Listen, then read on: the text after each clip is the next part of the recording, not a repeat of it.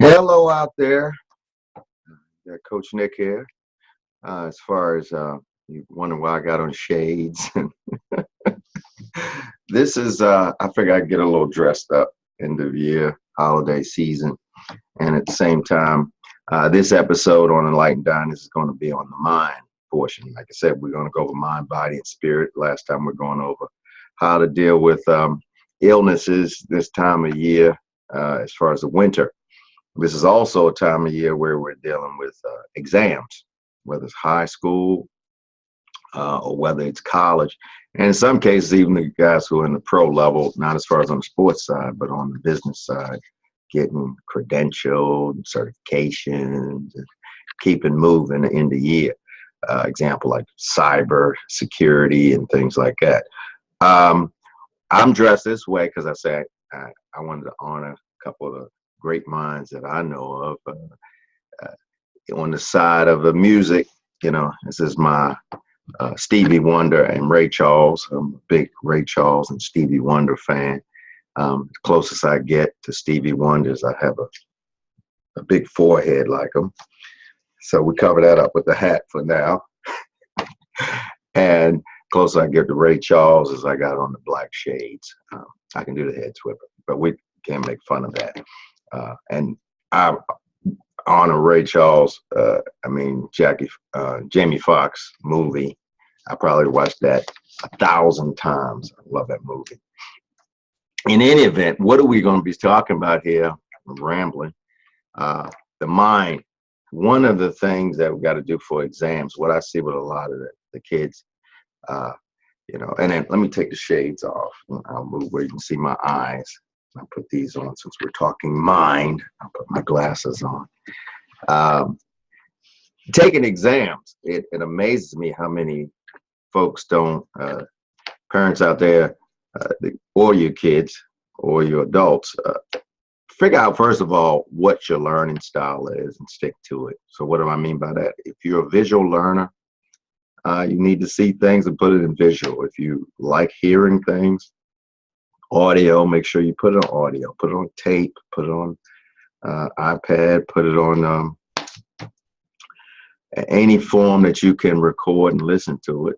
Tactile, you got to do something, And what I mean by all that is make sure you go over things 4 times. So if you're writing a paper, I know you've heard it 1,000 times from your teachers, but go ahead and write an outline, write the thoughts, then write the first draft, second draft, and then now you try to connect everything. So you should do it 4 times. Just look at it like you do with your sport. I mean, don't try to turn in a first draft. I remember one time with my, I won't put any names out there, but I'll say my roommate, love him to death in college. He wanted some help with a paper. So he needed my help because he thought I was the bookworm.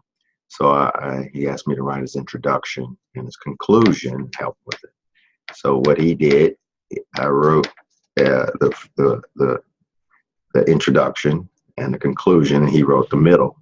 So what did he do? He just took my introduction, he took my middle, and he took my conclusion and turned it in as right like it was. So as you can imagine with a professor, he's like, okay, these is 2 different people and it doesn't make any sense because I had all these fancy words and, heavy flowery introduction. And then I think my brother had one long run-on sentence for 1,000 words and then it went back to the conclusion. So with that being said, that was the beginning of a first draft, not the end. So make sure you are going through that process. So like if you're taking an exam and it's multiple choice, things like that, go over it once again 4 times. Go over it for speed.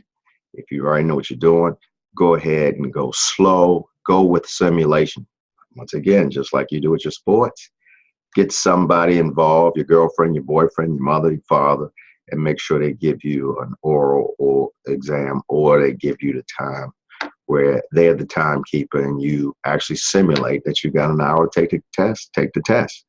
And the last thing you can do is go ahead and create the test yourself. So in that case, you go ahead, take your notes, create an exam from those notes, and then you test with the notes. So what does that mean? You know it because you created the exam, just like a teacher would.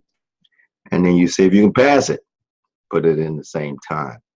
What does this have, once again, to do with sports? You got to be out there, okay? If you're playing and you're in high school or college, like I said, biggest thing I learned from my time is if you're hurt, I was okay with the grades.